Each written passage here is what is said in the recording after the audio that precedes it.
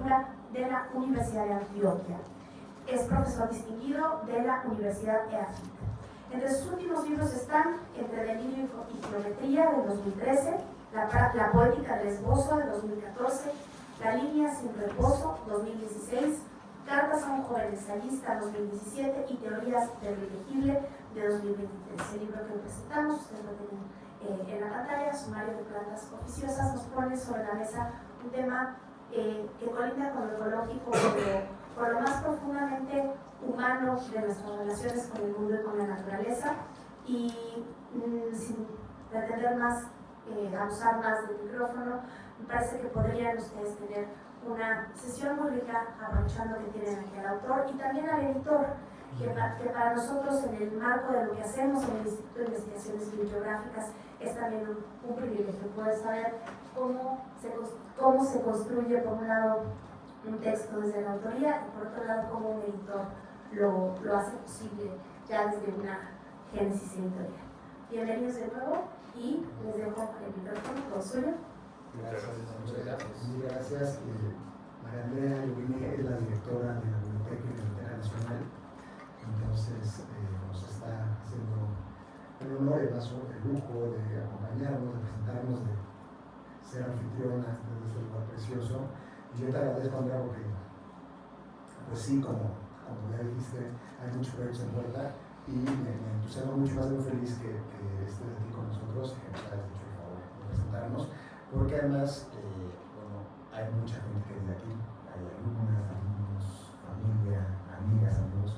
Entonces, pues sí, nos emociona mucho. Preparé unas palabras para que no pase lo de no soy chopo. Y bueno, entonces, pues ya sin más preámbulo, lo que estamos pensando es que quizá Emiliano Becerril, el gran amigo toda la vida, igual que María Andrea, nos cuente sobre la historia detrás del libro.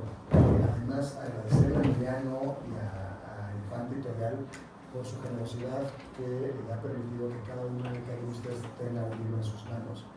Entonces vayan ojeando mientras, si acaso se empiezan a aburrir, entonces Emiliano nos va a contar la historia detrás de este libro, que como Andrea nos comentó, es interesante, es suyo.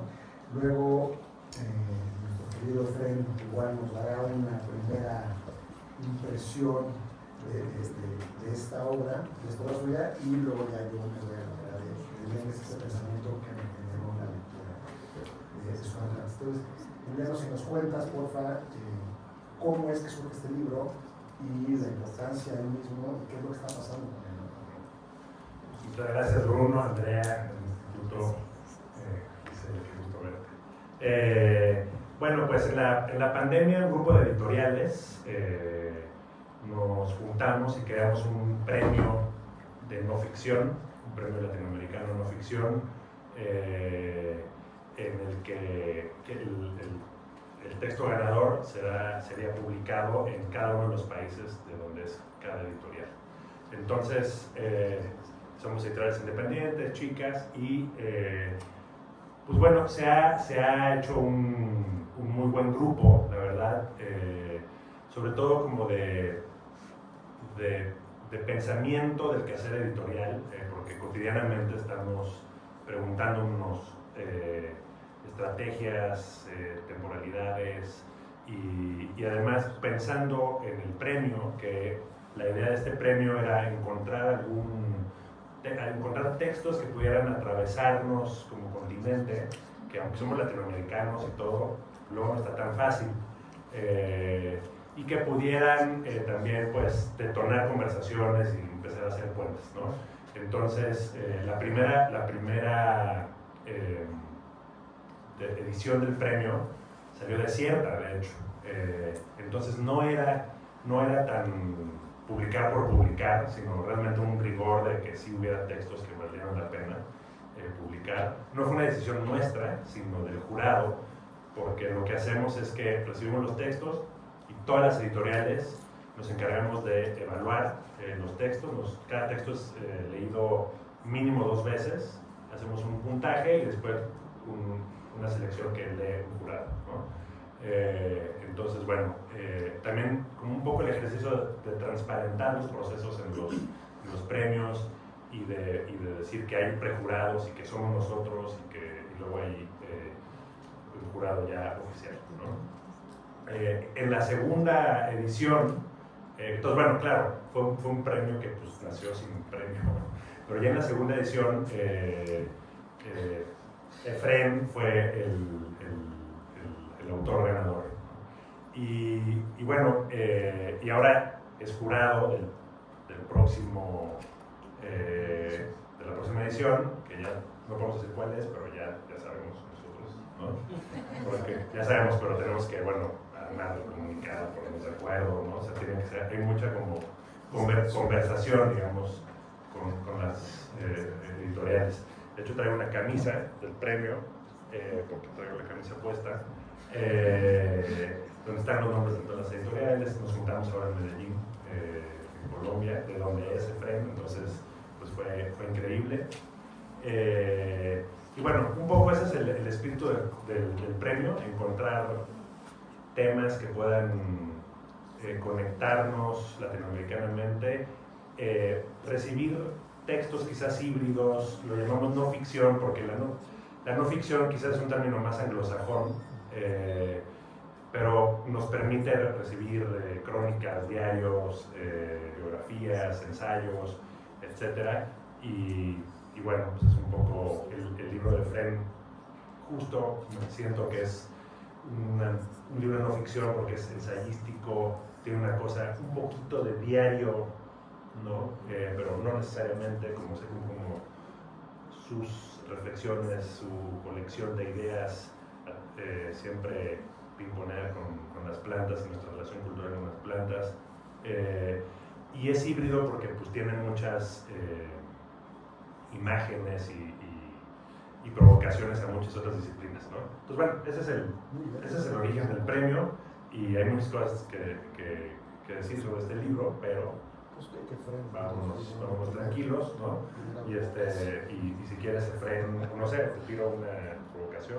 Sí, mírala. Bueno, le preguntaba, digo, no sé, ya nos dirás tú ahora, pero un poco la génesis del premio, digo, del libro, es un árbol de sobreviviente de Hiroshima, ¿no? Entonces me gustaría un poco cómo eso devino el libro. Muy buenas tardes, gracias por estar acá, todas y todos bienvenidos. Me da un enorme gusto estar acá otra vez. Ya había estado en esta universidad y profesor visitante por un breve lapso, como en el 2015, algo así. He venido en otras ocasiones y bueno, pues es un honor tener aquí esta hospitalidad de parte de ustedes. Es verdad, el origen de este libro es un árbol viajero, porque en medio de la pandemia, que fue cuando se empezó a escribir este libro, me enteré de que en mi universidad vivía, luego me di cuenta que no de muy buena manera, un árbol sobreviviente de Hiroshima, en efecto. Solo me di cuenta por noticias, hubo un reportaje de la BBC que llegó a mis manos por una amiga y bueno, contaba de una fundación dedicada a recolectar semillas de árboles que habían en efecto sobrevivido a los bombardeos con los que terminó la Segunda Guerra Mundial. Y esta fundación se dedicaba a entregar pequeños árboles más o menos ya crecidos, salidos de estas semillas en distintos países del mundo. Entonces la noticia contaba que en Colombia había 3 árboles de estos y que en la universidad donde yo trabajo, universidad a la que no podía ir porque estábamos en confinamiento, estaba uno de estos árboles, un alcanforero para unas señas. Había como algo de estupor porque no sabía nada de él, yo nunca lo había visto, no había como ninguna señalización o una placa y bueno, digamos, lo más grave era que era un árbol que llevaba a mi universidad 8 años más o menos. Bueno, digamos, como a través de esas conexiones que tenía uno en confinamiento con colegas y directivas de la universidad, empecé a hacer una pequeña pesquisa de testivesca buscando un árbol. Es una cosa como extraña y nadie sabía nada del árbol. Y la conclusión más o menos era que el árbol sí había llegado a través del Instituto Asia-Pacífico de la universidad donde trabajo, que es la Universidad de la FIDE en Medellín, y que, digamos, había quedado en una maceta, es decir, nunca había sido trasplantado. Todavía no sé, que era, digamos, por alguna razón de aclimatación. El caso es que, bueno, no se sabía dónde estaba, pero estaba en la universidad, ¿sí? Y bueno, quise como escribir algo sobre eso y nada, hubo un segundo detonante, y es que, bueno, no sé si esa palabra, pensando en Hiroshima, sea como la más adecuada, pero bueno, digamos, en el lugar donde vivo, yo vivo entre Medellín, que es la segunda ciudad de Colombia, y un pequeño pueblo, está muy cerca. Entonces en pandemia me fui a ese lugar y durante el tiempo que llevaba en confinamiento conocí de primera mano lo que se vive en esta zona con una planta invasora, que en Colombia se llama el ojo de poeta, la Thunbergia alata, una enredadera, una planta ornamental de origen africano que llegó a América Latina como en el siglo XIX. Aquí está, no es hasta donde sea una planta invasora todavía, pero es así. Y me llamó mucho la atención esa idea de que las plantas pudieran viajar y que pudieran viajar a través de agentes humanos. Entonces nada, como que estaba ahí la primera idea. Y luego quise escribir algo sobre una poeta que me gusta mucho, que está ahí en el libro, que es Emily Dickinson, de quien se había publicado no hacía mucho la edición facsimilar de su herbario. Emily Dickinson emprendió la realización de un herbario cuando tenía alrededor de 8 o 9 años, y un poco como pensar en esto como muy sorprendente. El herbario está muy bien conservado, es muy bonito, no es un herbario científico, es como una colección emocional de plantas. Y pues bueno, leyendo sobre el herbario encontré que además de las flores nativas de Nueva Inglaterra, ese es el ojo de poeta del anterior, y este es el herbario. Ahí está, para que lo conozcan. ¿Es el ojo poeta? El ojo de poeta. Y este es el herbario. Y este es el herbario. Está muy bien conservado. Y pues en ese herbario hay un jazmín tropical. Y siempre ha habido entre los estudiosos de Dickinson una gran inquietud sobre de dónde pudo haber venido ese jazmín tropical. Y bueno, digamos que la especulación ya estaba instalada en torno a cómo pudo llegar el jazmín tropical a ese herbario, caer en manos de una niña, cómo podía llegar un árbol, digamos, hijo de un individuo legendario desde Japón hasta Medellín, Colombia. Y bueno, qué hacer con el ojo de poeta que pues, amenazaba con tumbar las casas y acabar con el bosque cercano. Entonces nada, así empecé, y empecé a escribir y bueno, fui apuntando cosas sobre la pandemia, escribiendo anécdotas familiares con plantas, y en algún momento sentí que podía tener un libro. Y eso fue lo que pasó. Pues increíble, Efraín. Bueno, su libro, al final del día, para seguirte, sí, en mí detonó bastantes y diversas reflexiones. Las quise anotar porque sí quisiera incluir tu propio pensar y sentir, porque creo, sospecho que descubrí que el buen Efraín es anarquista.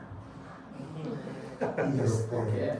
Porque en su cuenta de Instagram pone, y me van a dejar mentir porque yo lo leí en los grupos de Titán y de las conferencias, leímos el cuento de Zola Calibín de los que se marchan en velas, que es cierto, ¿verdad?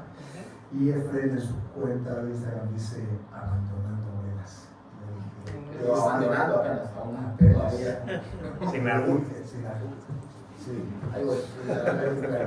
Bueno, pues a mí lo que me resultó fue una gran sorpresa. Dije, hermano anarquista, y entonces empecé a leerte con otra mirada, ¿no? Y bueno, observa esto que voy a decir. Mira, hace 2 semanas, justamente el 18 de octubre, estaba yo ya inmerso en la lectura de estas meditaciones, porque son meditaciones, eso lo sé por una entrevista, ¿no?, que integran el sumario de plantas oficiosas.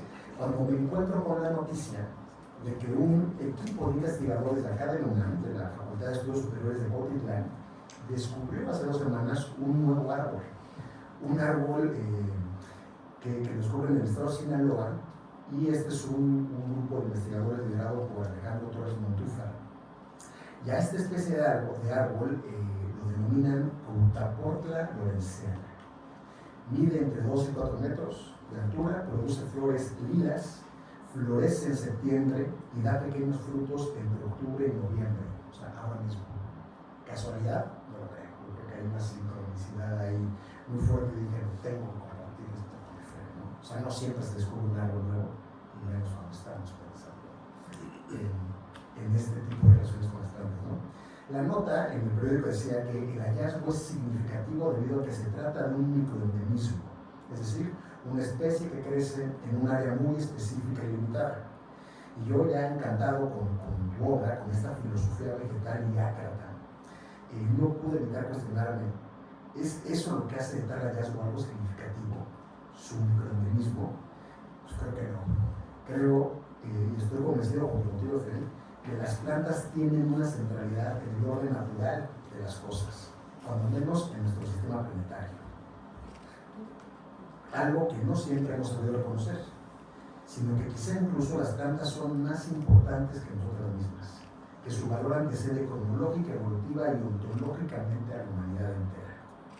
Lo que me ha llevado a pensar que si acaso el nombre del mundo tendrá que ser bosque, o cuando menos terramar, como Ursula K. Le Guin, la más arbórea de las escritoras, alguna vez sospechó.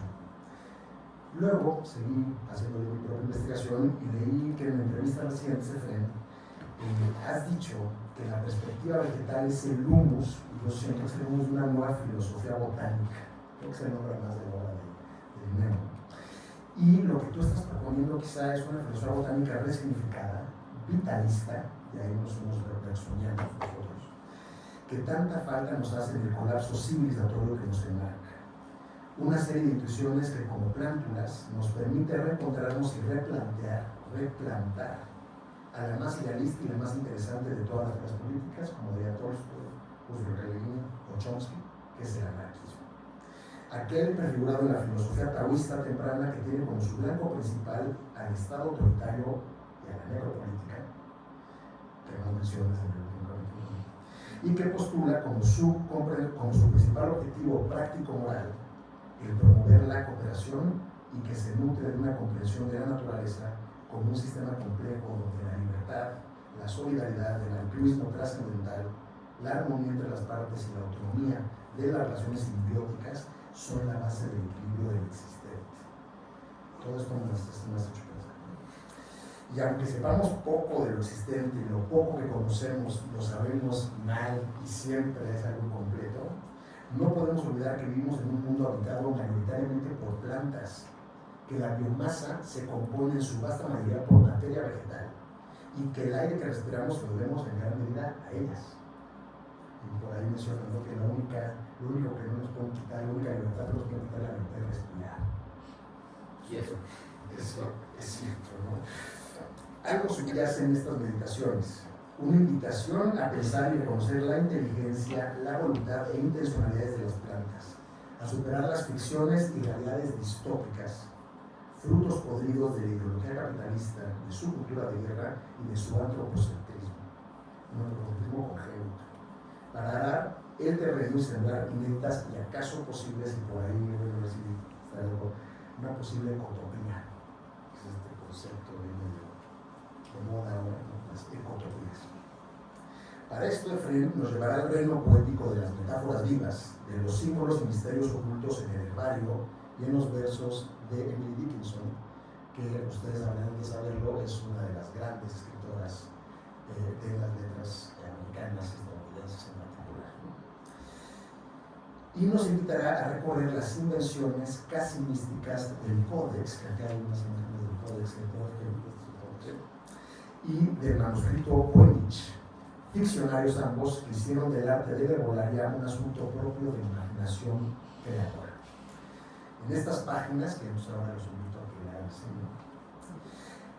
páginas que una vez fueron árbol, las plantas se mueven y nos hablan de sus historias y devenires, de sus viajes, migraciones, exilios, desplazamientos, mudanzas y adaptaciones. Acá no se estudia ni se describe, sino que se contempla con asombro y de manera diletante los modos de ser de las plantas, sus distintas formas de vida y sus maneras de estar siendo en el mundo. Porque más que ser, somos un estar, ¿no? Somos una estancia. Un mundo donde todos los árboles, y las decías, son peregrinos. Es cierto. y donde surge la materia más preciosa. Esto lo recordé leyendo, que no sé dónde lo leí, pero lo voy a repetir. Entonces, chécate esto.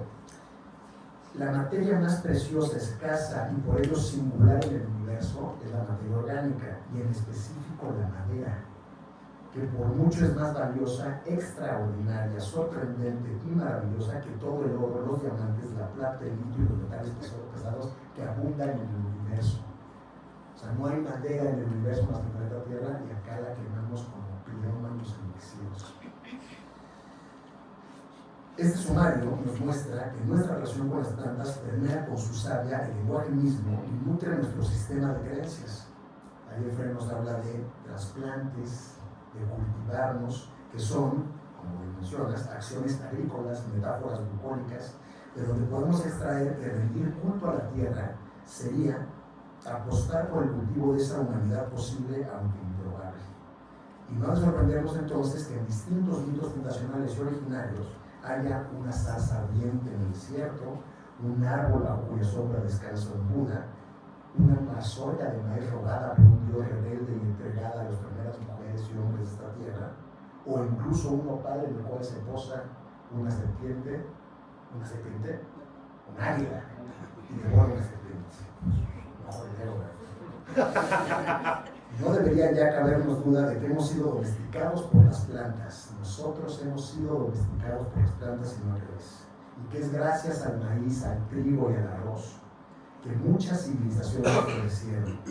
Una deuda originaria que quizá explique ese odio que la incultura de los hombres que se creen dioses, patriarcas y amos de este mundo le tienen a todo lo que reverdece y nos da esperanza. Como se ve, preguntarnos por las plantas, inquirirlas, es querer saber algo más sobre la existencia y sus sentidos. Es meditar sobre la potencia creadora de la naturaleza, que en eternos ciclos de vida y muerte descubre líneas y juegos de mutación y metamorfosis, a los que solo la imaginación poética de algunas sensibilidades privilegiadas como el que pueden aspirar. Leer el libro de la naturaleza, como lo hace Humboldt, aquí no menciona, es Humboldt, otro expedicionario, todo, otro anarquista, ¿ves? Entonces, leer el libro de la naturaleza, como lo hace Efrén y toda la cofradía anarquista de este mundo, es leer historias de quienes aventureros y expedicionarios adentraron en las frondosas, floridas y feraces sendas de la realidad y la ficción. Y esto puede llevarnos a querer sembrar, y esto te lo agradezco, porque esta lectura nos puede llevar a querer sembrar una ética que sea amable con las plantas, en palabras tuyas, una ética que no sea aquella constreñida a las relaciones de semejanza, eso de ama a tu prójimo, lo que está diciendo es ama a quien se parece a ti, a quien está próximo a ti, ¿sí? Y que no se obliga solo con aquel que me está cercano y se parece a mí. Entonces, una nueva ética que nos enlace con la alteridad más distante y con lo radicalmente distinto. Una nueva ecoconciencia, una ecoética que dé luz a una nueva redención espiritual causada por ese cambiar la mirada y redirigir el corazón también hacia la naturaleza y el universo de las plantas. Hay aquí, a mi entender, el esbozo y sugerencia de una biosofía que, inspirada en las plantas y sus devenires, sus relaciones simbióticas y simpoéticas, habremos de saber entonces aprender de estos modos de las plantas y de su manera recíproca de darse. Además, tú por ahí dices que las plantas, cuando son amadas y cuidadas, devuelven incluso más de lo que reciben. Y luego por ahí también dices que un hogar con una planta nunca será un hogar pobre, ¿no? Y mencionas o refieres una anécdota con un ejemplo de una planta, ¿no? Muy bien, ahí, Efrén. Entonces, Efrén no recordará que las plantas, cuando son amadas y cuidadas, devuelven incluso más de lo que reciben, y nos propone una biosofía que apuesta por un modo de existencia donde el cohabitar y el compartir definan nuestro efímero andar en el mundo, tan solo un poco aquí sobre la tierra, como diría el buen poeta Y eso es lo que preparé, mi querido Efrén, y no me queda más que agradecerte por esta obra, por la oportunidad de presentarla a amigas, amigos, colegas, familia, gente querida, por regalarle a la editorial de acá del Jefilio un librazo. Y yo sí te quisiera preguntar, ¿a dónde se marchan los que abandonamos Omelas? ¿A dónde vamos? Está difícil la cosa. No, primero de todo, muchas gracias por tu texto tan sensible, tan elocuente, que me hace decir cosas que yo pensé que no había dicho. Lo cual está muy bien, digamos, porque entonces el libro no es solo de uno, y anda como un camino propio. Entonces, no, muchas gracias. Ojalá pudiera haberlo publicado, como reseña en algún momento. Entonces, aquí Vamos a... Ok.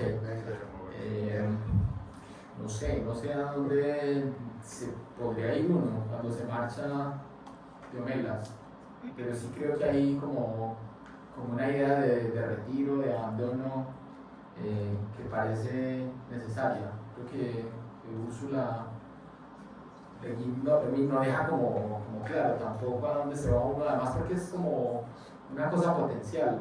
Lo que más me gusta de ese cuento, no sé si todo el mundo lo conoce, si tú lo quieres resumir, por favor. ese cuento parece indicar que quienes tienen la valentía de abandonar Omelas, ese lugar en el que todo el mundo es feliz, está muy bien, pero de cuenta de la profunda degradación e infelicidad de un niño, es que casi todos los que se van, yo creo que todos los jóvenes son jóvenes, o es gente que está, digamos, como en una especie de umbral, ¿sí? Y bueno, hay algunas personas a las que se les hace insoportable ese orden existente y deciden marcharse, ¿no? Pues digamos que uno podría decir que es un mundo donde las plantas son quizás la referencia existencial, probablemente, porque allí probablemente esté ese camino, ¿no? Ese camino de retiro y de abandono, porque las plantas enseñan probablemente que la temporalidad más apropiada no es la nuestra, que probablemente la manera en que nos relacionamos con la tierra no es la más apropiada. Entonces uno podría pensar que abandonar Omelas es también lo que hacen otros personajes de ella, ¿no? Pienso en aquel personaje de la mano izquierda de la oscuridad, o en aquel personaje de El nombre del mundo es bosque, como que tiene otra manera de residir en la tierra. Entonces es solamente una hipótesis, podría ser allí. No, pero es que a mí me sorprende porque yo tengo la intuición de que quienes se marchan de Omelas lo que quieren es volver a la tierra, a la naturaleza. Estamos decepcionados de la civilización, que su felicidad consiste en el sufrimiento. En el cuento es una mujer en un calabozo, es un chivo expiatorio. Pero en realidad nuestra felicidad depende de la explotación y la miseria de millones, ¿no? Entonces quienes se enteran de eso se decepcionan y deciden marcharse. Yo decía, pues cuando todos los anarquistas se marchan a la naturaleza, ¿no? Thoreau se va a Walden, Nietzsche, Zaratustra se va a la montaña. Sí. Tú te fuiste a esta obra, a tus propios jardines secretos. No, o no. Sí. Pues por ahí me estoy volando. Claro, pero también creo que podría pensarse también en una alternativa de acción y de intervención que tendría que conducir a una respuesta política también activa. Por momentos pienso que no basta solo con el retiro o el abandono, sino también con la idea de que hay que hacer algo, ¿sí? Y en ese contexto es que me parece interesante la dimensión pedagógica, didáctica que tiene la relación con las plantas. Digamos, las plantas tienen esa condición de ser una alteridad fuerte, una alteridad opaca. Nos sentimos un poco más cerca de los animales, menos de las plantas, pero creo que las plantas tienen una capacidad de ser alteridades compañeras realmente, en un sentido muy radical, básicamente porque las plantas no abandonan la tierra, están obligadas al lugar, y esa obligación a permanecer donde están implica que tengan que mejorar el lugar donde están. Y ya quisiéramos nosotros echar raíces, ¿no? Claro, porque fíjense que los animales básicamente cuando tienen un problema abandonan un sitio. Nuestra manera de entender la solución de un problema es cambiar de sitio. a ir a arruinar otro sitio, otro planeta. Es muy diciente que se haya pensado en la posibilidad de nuevos mundos en lugar de mejorar este. Exactamente. Y las plantas creo que ofrecen muchas lecciones, digamos algunas de datos básicos, la respiración que mencionaste, la resiliencia. Eso que dices de Elon Musk, ustedes saben, ¿no? Se me ocurre es bastante idiota, ¿no? Porque no piensa en el público. Entonces quiere hacer un concurso, ¿no? Para ver a quién se le ocurre la mejor máquina para depurar el aire. Para depurar el aire. Y alguien le pone, amigos, hoy existe, se llama planta. Sí, yo creo que es uno de los grandes tweets del siglo XXI. Se dice, eso ya existe, es un árbol. Es un árbol, y luego en el libro están estas ilustraciones que de alguna manera reflejan muy bien esta relación distópica que tenemos con las plantas, ahora plantas asesinas, ¿no? Plantas que son amenazantes. Sí, ¿no? Sí. Pues yo creo que lo dijimos en una presentación que tuvimos hace poco en Jalapa, la primera que se hizo en México, esta es la segunda y la primera que hacemos aquí en la Ciudad de México. Y creo que también ha hecho mucho daño una idea un poco buenista de lo vegetal, ¿sí? Que básicamente parte como de la idea de que las plantas tienen un servilismo, que son dóciles, pero es básicamente porque hay una subestimación especista, ¿no? Entonces ver digamos, momentos en que la literatura, el arte, el cine han logrado ver, digamos, una cara diferente de las plantas es interesante. Y en muchos momentos hay algo como de ansiedad ante probablemente la conciencia de que no tenemos una buena relación con las plantas. Entonces me pareció interesante en este libro mostrar un poco cómo aparecen en el cine o en la literatura, digamos, más popular, las versiones de lo que sería como el horror vegetal, ¿sí? Y es que yo creo que ante una dimensión de otredad fuerte, también hemos tendido a poner en ellas probablemente nuestros mayores miedos. Entonces nada, es una maravilla encontrar en muchas publicaciones, en mucha literatura, esa idea del árbol que te puede matar, de la planta que puede ser vengativa y que te, digamos, inquiere de una manera radical. Y entonces mi libro está lleno de eso, digamos, de una relación que también es de antagonismo y también como para tratar de ver qué otras posibilidades de relación hay distintas al simple utilitarismo, a la obediencia, ¿no? Y además cuando estaba justo en esa parte de tu presentación, está la otra forma de relacionarnos con las plantas que incluso han llevado, cuando menos a 3 países que ahorita me ayuden a reconocer otros, que han hecho de un símbolo vegetal o de una planta un símbolo nacional, ¿no? O sea, el nopal en la bandera mexicana, la hoja de maple en la canadiense, el árbol, el cedro en la bandera libanesa. La bandera peruana. La bandera peruana, tú dices la quina, ¿no? Pero ¿dónde está? Está el árbol. Sí, en el escudo colombiano no hay, digamos, símbolos vegetales aparentes, pero bueno, como todos los países tenemos un árbol nacional. Hay una granada entreabierta, pero me parece que es más una granada que simboliza una idea un poquito obscena, que es la idea de riqueza de la tierra, que es una idea que a mí me gusta mucho, ¿cierto?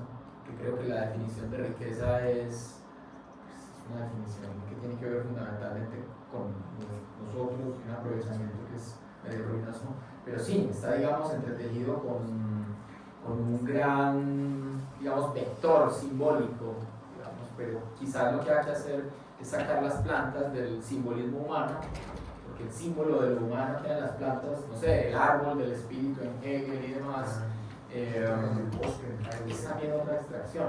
Creo que acercarse a las plantas con cierta literalidad, con cierta posibilidad de relación cara a cara, que no es fácil, de todas formas, es probablemente lo que se necesita. O sea, es una comprensión de cómo son las plantas, cómo piensan, cómo actúan, pero quizás es para imitarlas. Y creo que en algunas de las reflexiones recientes después de este libro, eso es lo que aparece, la posibilidad de que la planta sea una señal de hacia dónde ir. Sí. Exacto, y hay todo un capítulo dedicado a las plantas psicotrópicas, ¿no? lo que hemos hecho con él, ¿no? La coca, la marihuana, la amapola, ¿no? Las malditas, ¿no? Sí, yo creo que hay en el lenguaje que usamos, en las palabras que usamos para referirnos a las plantas, una especie de depósito interesante de prejuicios, ¿sí? No sé, siempre me ha causado mucha impresión lo que significa, por lo menos en mi contexto, Colombia, me imagino que acá también, una palabra como maleza, o una expresión como la mala hierba, ¿cierto? Que me parece que... mata. Sí, en Colombia hubo una campaña en el momento de mayor bonanza de producción de amapola, que era una campaña como el año 2009, 2010, muy reciente, y es no siembres la mata que mata. Digamos, como una de esas cosas que hacen las publicidades institucionales apoyadas en un juego que es como ingenioso, la conexión entre el verbo matar, quizás el verbo más fuerte que tenemos, y la palabra mata.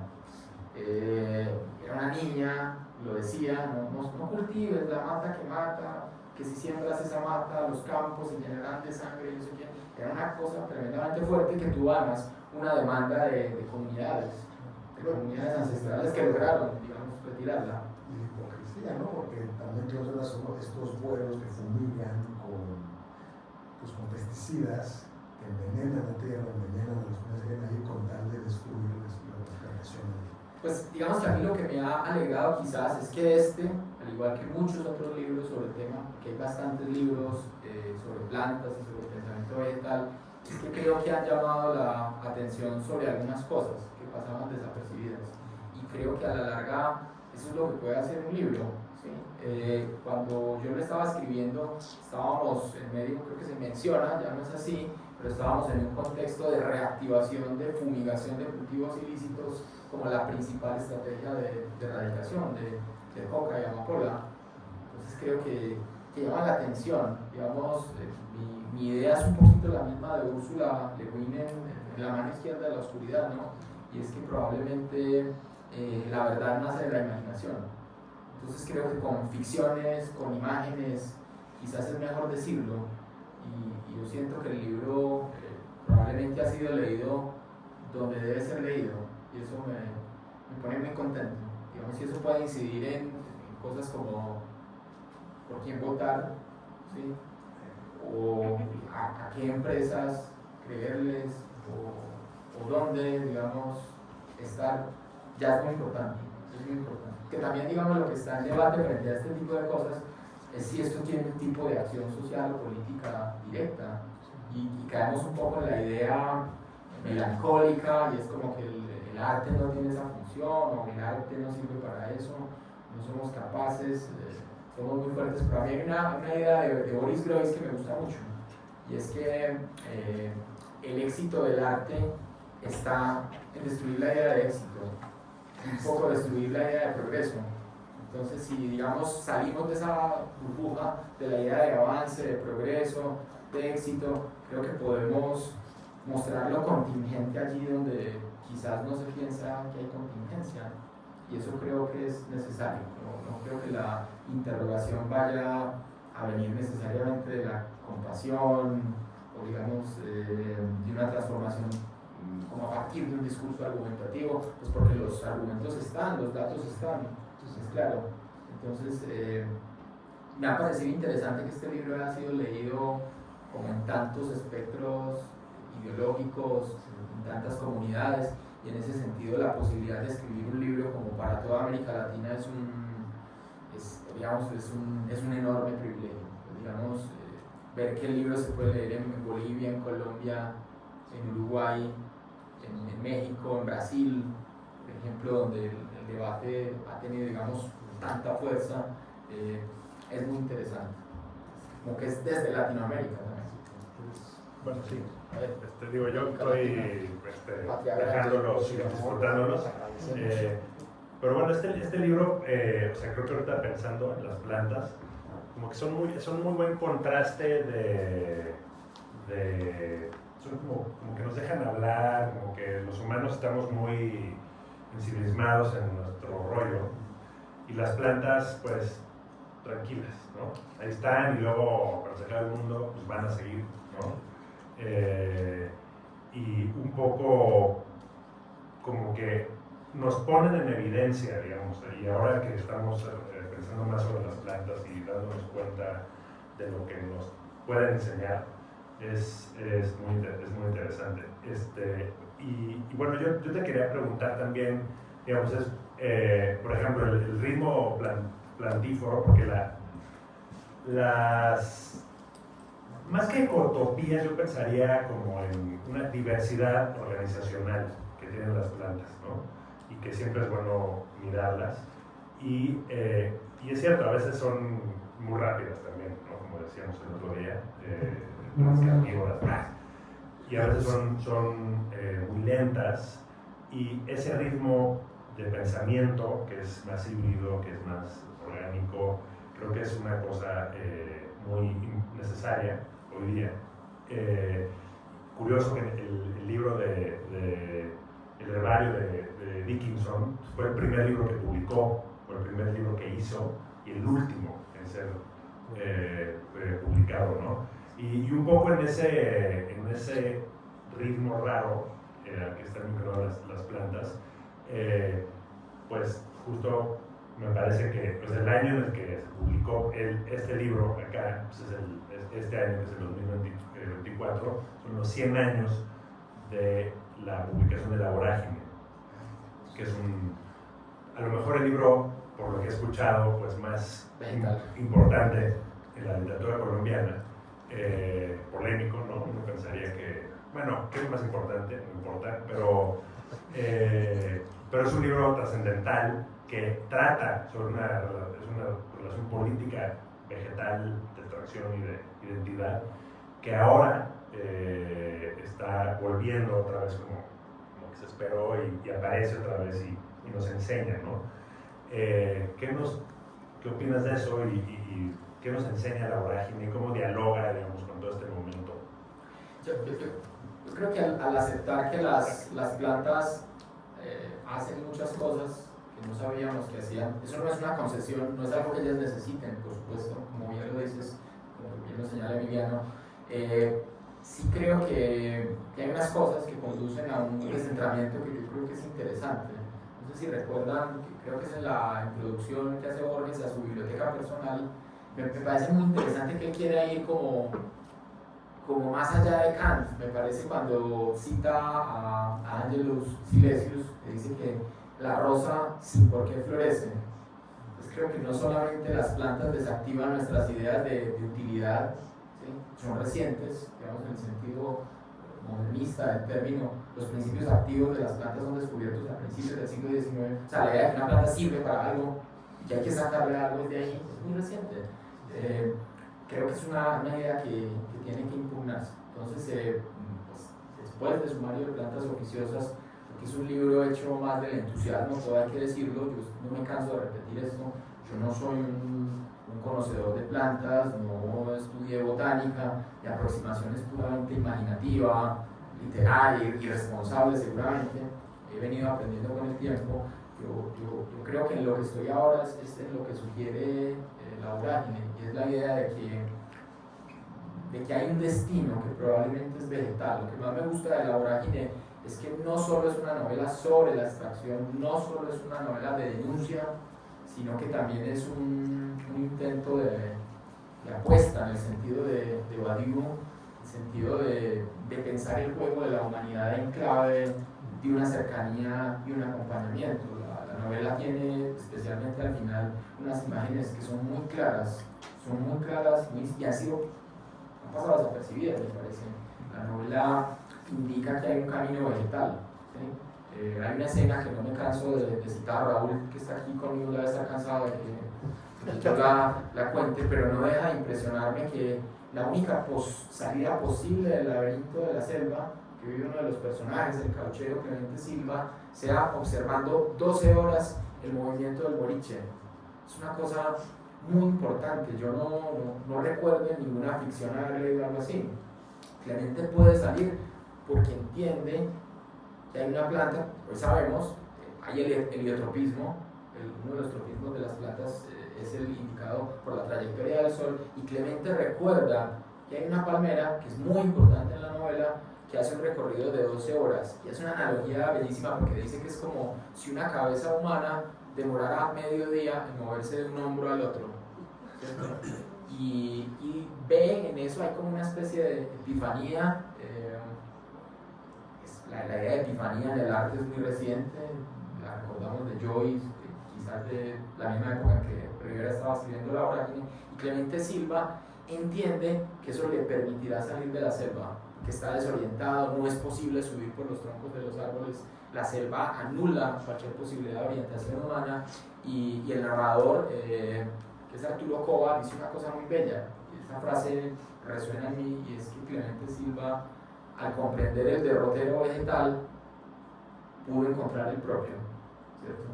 Entonces, bueno, lo que nos cuenta la novela es que Clemente está 12 horas mirando la planta, viendo cómo se mueve de un lugar a otro. Es ficción, no sé si eso es posible, imagino que sí. Yo en pandemia, como les contaba, intenté averiguar cuál era la planta que, desde mi ingenuidad, que crecía más rápido. Y entonces, bueno, ahí en mi casa tenía como unas plantas de bambú. Esas herbáceas crecen muy rápido y bueno, yo me paraba frente a ellas a ver si era capaz de ver alguna diferencia. Era pandemia, no había nada más que hacer, además de sufrir, tener miedo, era como eso. Entonces sí, Clemente Silva ve ese movimiento y sale, y creo que hay como una metonimia del destino de la humanidad. Lo que pasa es que solo hasta hace muy poco entendemos claramente qué es lo que tenemos que hacer, ¿no? Realmente sabemos muy poco lo que hay que hacer frente al mundo. Probablemente lo primero que se nos ocurra sea depredar. Entonces, bueno, hay una idea que me parece que es potente y he venido, le contaba ahora a Emiliano cuando veníamos como tratando de hacer una pequeña historia, pequeña pero rigurosa, del lugar que la ficción le ha concedido a las plantas. Y creo que hay soluciones muy interesantes que indican, como Le Guin o como Rivera, qué hacer y cómo las plantas nos pueden indicar qué es lo que tenemos que hacer. Ahí mencionaste a Borges y a Paracelso, ¿no? Y hay una idea en el cuento de la Rosa de Paracelso, hay una intuición en Borges que nos dice por dónde podemos comenzar, ¿no? Cómo salir de este colapso. Y le pregunta a un discípulo a Paracelso, que es un alquimista, dice, ¿en qué consiste la caída? ¿No? La caída referida en el Génesis del Testamento. ¿En qué consiste la caída? Dice Paracelso, la caída consiste en que hemos olvidado que este es el paraíso, que la tierra es el paraíso y nos hemos olvidado que la tierra es el paraíso. ¿No? Y entonces en ese olvido está también este divorcio, esta desacralización hacia la naturaleza y esta visión binaria, dualista, que quiere dividir la natura con la cultura, ¿no? O sea, nada más absurdo y nada más atroz. Entonces ahí está la intuición, hay que volver a reconocer que quizá es este paraíso y que lo perdimos porque lo olvidamos. Creo que optamos por el tiempo. ¿Alguien quisiera hacer una pregunta, aprovechar que está Kefren y ir cerrando? Compañero. No sé si me perdí el dato, pero mencionó que encontró la planta en una maceta, algo así. Okay, ¿Ya fue trasplantada o se quedó igual? Sí, el libro es como una novela. Digamos, cuando el libro lo eligieron, yo quería un poquito hacerle trampa a la idea de ficción y no ficción, pero bueno, todo lo que cuento es verídico. Tranquilo. Pero el libro termina, digamos, contando cómo se comenzó a escribir. El libro empieza diciendo quiero escribir un libro y el libro termina diciendo creo que terminé un libro. Bueno, sí, después de toda la escaramuza, el premio atrajo la atención sobre el libro. Ya apareció una foto en una maceta del árbol, está en una maceta, era un poquito triste, estaba abandonado en medio como de escombros, de unas mangueras, era como... ¿Salvaste un árbol? Parece que sí. Entonces, bueno, digamos ya la universidad empezó como a preocuparse porque un profesor de la universidad se ganó el premio y bueno, hay que buscar el árbol. Y el árbol finalmente apareció y fue sembrado sin ningún tipo de ceremonia no tiene ninguna señalización, no apareció ninguna autoridad académica ahí como para nada, pues se sembró de manera secreta en un buen lugar, con muy buen apoyo de parte de la universidad, que tiene unos jardines preciosos, que cuida muy bien sus árboles, todo hay que decirlo, y este árbol recibió una rehabilitación, está sembrado, ya supera los 3 metros, aún no es claro que pueda adaptarse, es muy probable que se haya dejado una materia para mirar algo de aclimatación, pero hasta ahora va muy bien, entonces está ahí, y bueno, ya para historias personales de familia, embarazos, muertes, árboles asesinos y todo eso, pues el libro está, este es el árbol asesino de William Blake, el árbol que mata, es una maravilla. ¿Alguien más que quiera aprovechar? ¿Está acá afuera? ¿No? Sí, por favor. Claro. Bueno, muchísimas gracias. He disfrutado enormemente de su conversación. No he leído el libro, cosa que remediaré en breve. Pero quería pues mencionar un horizonte singularmente contemporáneo, un poco en son de tirar una piedra al estanque para ver qué regresa de parte de ustedes, que tiene que ver con la extrema capacidad contemporánea de intervención humana vía modificación genética y todo eso, que implica la modificación, digamos, esencial de las plantas e incluso la invención de otras. Digamos, es una relación con lo vegetal como lo que llaman hoy la cocina molecular, ¿no es cierto? Donde tú transformas radicalmente, o sea, presentas una sopa como hielo y un bistec como una esencia y, digamos, esa capacidad, digamos, de, para decirlo clásicamente, de desnaturalización con respecto a la forma heredada de los conocimientos heredados del mundo vegetal, y me daba curiosidad pedir un comentario sobre eso. Bueno, no, me parece que ese comentario tiene mucho lugar, digamos, porque quizás en lo que hemos conversado, que probablemente es de donde venimos, lo que queremos, son las disciplinas a las que pertenecemos, podemos tener una idea, digamos, como de retorno a un tipo de naturaleza prístina, intocada, pero bueno, sabemos que eso no es así, y no ha sido así probablemente nunca desde que llegamos aquí, como especie. Pero sí quisiera señalar algo. Yo creo que en el futuro nuestro la idea de programación y la idea de diseño van a ser fundamentales. Entonces, sin saber, digamos, cómo dar una respuesta completa, sí puedo decir que es muy interesante ver cómo, digamos, colegas que están en esferas que no son las de la filosofía o la crítica o la literatura, sí el arte, que creo que ha intentado entrar más claramente el arte contemporáneo, creo que hay una posibilidad de avecinamiento que uno ve, por ejemplo, en cosas como lo que hoy en día se conoce como el diseño bioinspirado, o en tipos de soluciones tecnológicas que van más allá un poco de la idea ingenua de la amabilidad con la naturaleza y que incorporan, digamos, patrones en los que es posible confiar. Yo hace poco leí un libro que me gustó mucho, es un libro de David Haskell, dedicado al estudio de los árboles, y un libro muy interesante, reciente, lleva unos pocos años traducido, que se llama Las canciones de los árboles. Él hace una serie de experimentos para intentar comprender sonoramente a los árboles, los mide, encuentra una serie de patrones, intenta interpretar cuál es la correlación que tienen con el medio ambiente. La idea de que las plantas tienen un medio también está en cuestión, porque las plantas están inmersas, y esa parece ser su principal enseñanza. No hay del todo una distinción que para nosotros ha sido muy importante entre el sujeto y el objeto, y Haskell dice algo como que es importante relevar a partir de lo que usted dice, me parece muy oportuno, y es que también hay que entender que probablemente nosotros estemos dentro de las previsiones de las plantas y de los árboles, ¿sí? Probablemente nos hayan previsto y él dice que es muy diciente que haya especies que existan por nosotros. O sea, hay plantas que nos necesitan, nos han necesitado y con las que hemos tenido, digamos, colaboraciones virtuosas, ¿no? Entonces, eso un poco como para bajarle a la ansiedad ecológica que hay en mucho de esto y también como una invitación probablemente a que ese descentramiento que hay en las humanidades, en la filosofía, en las ciencias sociales y que algunos creo que estamos asumiendo, nos lleve probablemente a colaboraciones más estrechas. ¿Sí?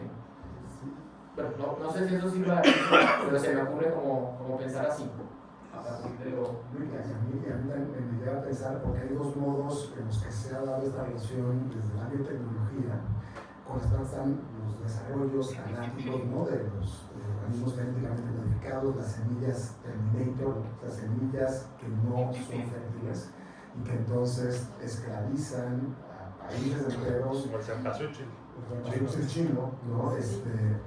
Que ahorita la que comprarlo es el que esté en macetas, ese no hay comprarlo, el cempasúchil de Xochimilco y de Milpalta,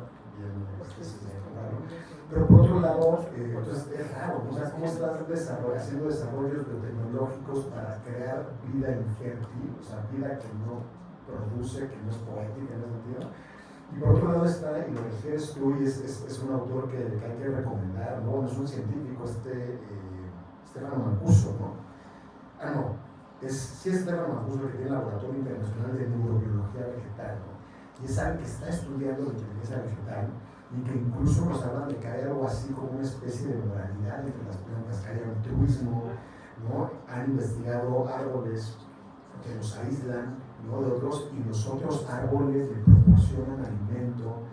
Hay sembradíos, o sea, las plantas que están en la periferia, cuando llega y ataca una plaga, las plantas de la periferia mandan señales a las plantas del centro para que empiecen a producir pues alguna sustancia que les proteja. Entonces, pues la cooperación. Entonces, habría que apostar más hacia allí y no a esta visión mercantilista, extractivista de utilizar las plantas para generar riqueza y no más bien enriquecernos con la planta, ¿no? Por ahí, me llevó a San Descubrimos el principito tenía una rosa o la rosa tenía un principito. Sí, estos dirán que son las plantas, las que son jardineras nuestras, nos cultivan. Y bueno, lo que yo creo que hay que hacer, ya que estamos en una universidad, en una biblioteca nacional, es que creo que hay que colaborar más con otras y otros colegas de otras disciplinas y pues digamos que lo más satisfactorio es que este libro se está leyendo ahí también. Se está leyendo por gente de geografía, gente que está en el mundo de la ingeniería y que digamos también necesita relato, probablemente, un relato abarcador, y creo que las plantas lo pueden ofrecer.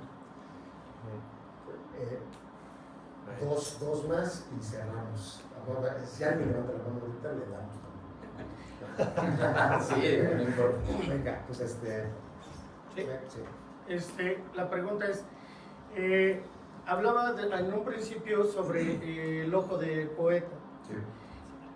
Hace como 3 conversatorios que estuve, se llamaba el derecho a migrar.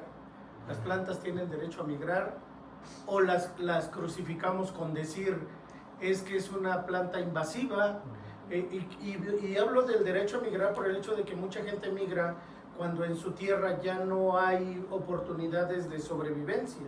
En este caso pensaría yo, tal vez estoy equivocado, en que la planta puede tener también ese derecho a migrar, ¿no?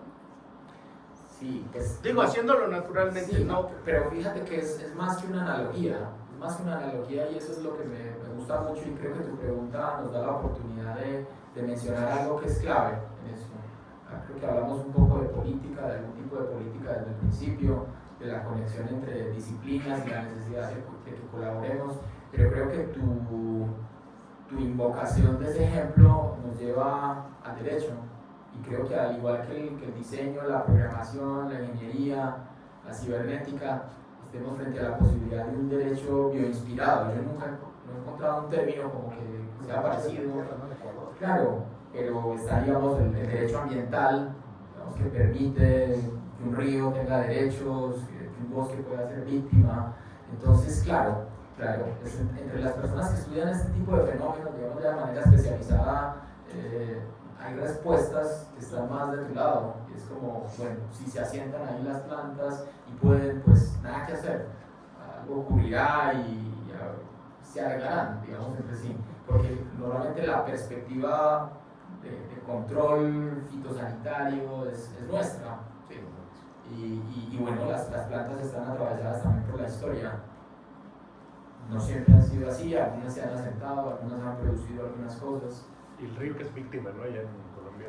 Sí, en Colombia hay un fallo que siempre me gusta mencionar, es el fallo de la Corte Constitucional del año 2016, que es darle al río Atrato, que es uno de los ríos más caudalosos de Colombia, el río que va por el Pacífico entre Antioquia y Chocó, concederle derechos, ser un sujeto de derechos. Entonces, yo he estado en muchos debates, hice hace poco algún libro sobre el río Atrato, y existe un poco la idea de que eso no sirve para nada. Digamos, ante la idea de que la ficción y el arte no logran transformar nada, no logran como detener el arrasamiento, también está la idea de que las leyes no sirven, pero por lo menos en Colombia creo que ese marco jurídico, al ser vinculante, permite que muchas iniciativas de protección de comunidades involucren al río como un sujeto, ¿cierto? Y ese descentramiento creo que tendrá que ocurrir en el derecho para poder, digamos, no solamente abandonar ovelas, sino hacer algo mientras uno se va de ahí, para poder llegar a alguna parte, diría yo. ¿Y tú? Gracias. Mi pregunta, bueno, antes que nada, muchas gracias por esta presentación y por el libro. Mi pregunta va un poco relacionada a si este libro forma parte de un discurso como, digamos, descolonial. O sea, en el sentido de cómo se presentó esta desconexión o modificación en la perspectiva que tenían las civilizaciones nativas de América, bueno, sí, nativas, por estos procesos coloniales. O sea, mi pregunta es, ¿este libro podría servir como parte de un discurso descolonial, de remodificar esas prácticas que se modificaron en un principio por estas prácticas coloniales? Digamos que no tengo una visión académica tan clara. Creo que el libro debe poder leerse, esa fue mi intención y creo que por eso se ganó un premio en no ficción y en ensayo, como que lo pudiera leer cualquier persona. Es un libro que tiene datos. Lo que sí te puedo decir es que veo consonancia en el hecho de que probablemente las relaciones coloniales estén muy probablemente hechas a imagen y semejanza del control, el aprovechamiento y la extracción, digamos, de formas de vida o de estar en el mundo que se consideran precarias o inferiores. Entonces, eso es lo que me gusta, que probablemente el estudio de la relación que hemos tenido con las plantas nos va a enseñar mucho sobre la relación que hemos tenido entre sociedades o entre seres humanos. Entonces yo diría que sí puede participar de una atmósfera de ese tipo, aunque me gusta también eludir una idea que me parece un poco peligrosa, y ahí, digamos, saludo mucho el llamado a considerar la situación desde una óptica más contemporánea que nos hacían allí, y es que no necesariamente, digamos, los pueblos ancestrales, los pueblos originarios, las comunidades indígenas tenían, digamos, un tipo de relación que podamos reproducir, ¿cierto? Hay, digamos, en muchos espacios que no son modernos, ideas antagónicas, extractivas, depredadoras también. Entonces, lo que sí creo es que probablemente el mito, la literatura, el arte sean los lugares de pertinencia. Lo que he aprendido, digamos, encontrando digamos, como la historia ficcional de las plantas, es que ha habido personas que han visto digamos, como estas posibilidades. O sea, me pasa mucho con un relato hoy en día muy olvidado, un relato de Jean Genot que se llama El hombre que plantaba árboles. Es que no sé, la ficción me parece que es capaz de ver cosas que no son claras en el momento. Me gusta mucho una cosa que dice Néstor García Canclini, el antropólogo, en un libro que se llama La sociedad sin relato, se lo recomiendo, es un libro del 2010, publicado acá en México y en Argentina, él está como entre Argentina y México, y dice que el arte, sobre todo el arte contemporáneo, tiene una gran capacidad de poner las cosas en una situación de inminencia. O sea, el arte y la literatura ven algo que no existe, pero que seguramente va a existir. Yo creo que eso es lo que hace Ursula K. Le Guin, la autora de Las semillas de acacia, lo que hace Rivera en La vorágine, como que tiene una capacidad de anticipación y solo caemos en cuenta mucho después. Entonces sí, creo que lo que acá es la participación más como en una atmósfera común en la que estamos, y es de vencer probablemente muchas figuras de interacción social, histórica que hay que replantear, sin duda. Pues muchísimas gracias, de verdad. Gracias, Fred, gracias, Emiliano. Uno más, uno menos, ¿no? Efraín, te quedarías a firmar unos libros. Quienes no hayan tenido oportunidad de adquirir o agarrar su libro porque llegaron algo tarde, ahorita se los damos ahí en la mesa de afuera. Debe firmar algo. Ahí firman una cosa parecida y Efraín va a filmarles y yo voy a tomar fotos. Y pues les agradecemos muchísimo por estar acá. Va a ser un comentario lleno. No hay puntos extra para el libro. Muchas gracias por venir y pues, muchas gracias. Emiliano, sí, Emiliano. No más. Tienes la última palabra. La coda. No, es que traje unos libros de Elefanta también, que me gustaría, recomendárselos. Este es un libro que acabamos de sacar, que es una distopía selvática, medio de terror, donde la selva está arriba de la sociedad y establece las reglas. No quiero hacer spoilers ni nada de eso, pero ese va a estar ahí afuera, no se los puedo revelar. Pero, y un herbario que hicimos y muchas cosas que estamos tratando de hacer también en estos caminos. Pero cierra la mesa. Bueno, pues muchas gracias.